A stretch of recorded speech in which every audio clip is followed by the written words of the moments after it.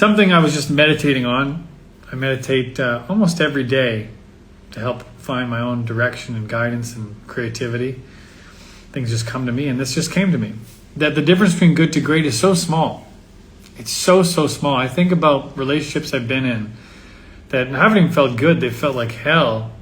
And the difference between them being great was like such small things. It was like just little compliments to each other, little thoughtful actions, a little bit of appreciation. Same goes from the job.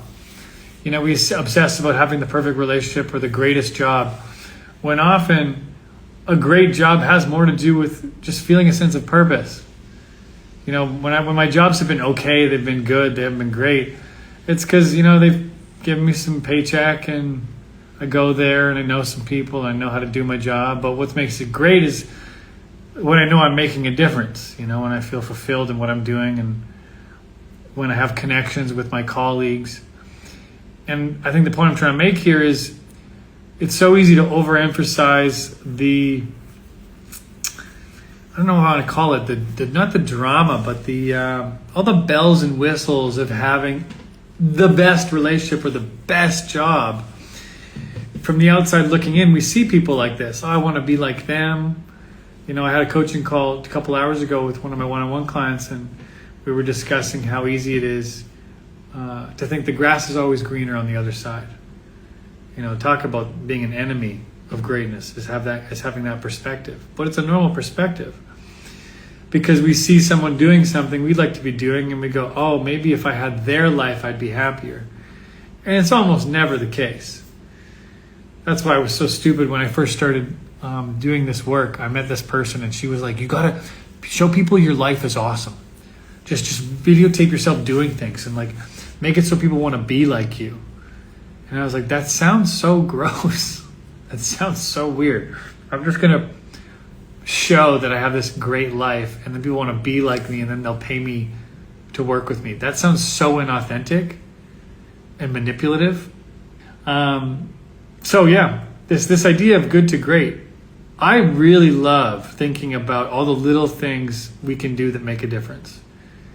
You know, how you greet your partner at the door, whether or not we have our cell phones while we're eating dinner. To me, these little things are what make or break our experiences in our life.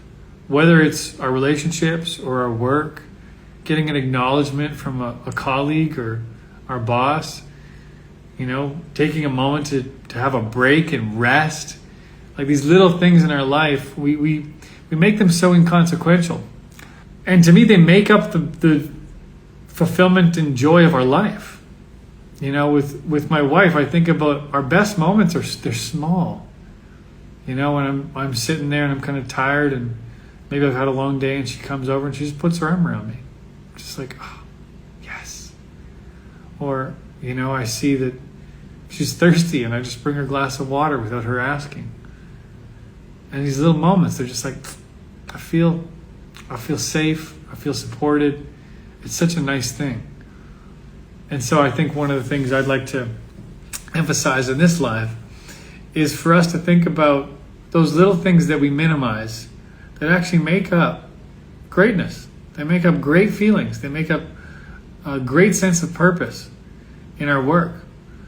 You know, maybe there's ways in our life right now that we could be sharing more compliments, more appreciation, and that in turn could manifest itself into such great feelings for the people around us and for ourselves.